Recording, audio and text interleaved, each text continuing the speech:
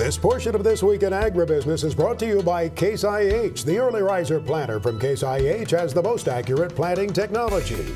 We continue our conversation with Ray Brownfield of Land Pro, talking about, well, we talked about farmland value. What about cash rent value as we go into the end of the year?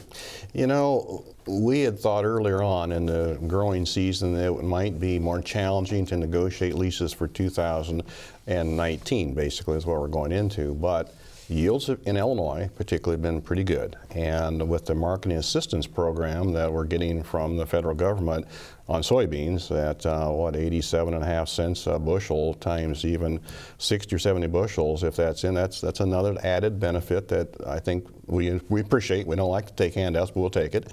Overall, it hasn't been bad at all. People are understanding that we can remain about the same for another year. I would say this time next year, if things don't straighten out from the tariff viewpoint and from the commodity issues and the costs of doing business, it could be more challenging. But for this time around, everything's gone pretty well. I think people do a good job of marketing their grain back in May for harvest delivery or further out, and so overall, we're feeling pretty good about it. How important is crop insurance? Very, very important. I hope in the new program that it does go through as we hope it does, and we need that security blanket. We really do. The Farm Bill does matter once again, doesn't it? I mean, there were a couple of farm bills there maybe we weren't paying quite as close attention, but it really does matter because of that limited but important safety net. Absolutely so. I don't think anybody wants to take handouts, but we may need that at time, and it's good to have. Your farmland manager hat on for just a moment here as you're sitting down with the growers and as you're sitting down with outside investors who are certainly an important player here as you work with farmers, farming the ground of absentee owners. What are some of the most important things you would say to farmers at this stage? As to working with an investor? Right. And a farmland manager. Yeah, I would say make sure that you're continuing to work with good communications back and forth. That's so important to know what's going on out there on both sides of the coin. Use the best technology, the technology you can.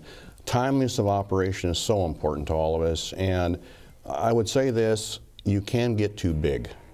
We do see this weather window from time to time. People get really stretched because it's just the same window of weather whether you're 1,000 acres or 10,000 acres. So be careful about that as to how you're getting the job done. And certainly conservation practices, the tillage, all those things are so important to us for the long pull because this land should go on, well beyond us.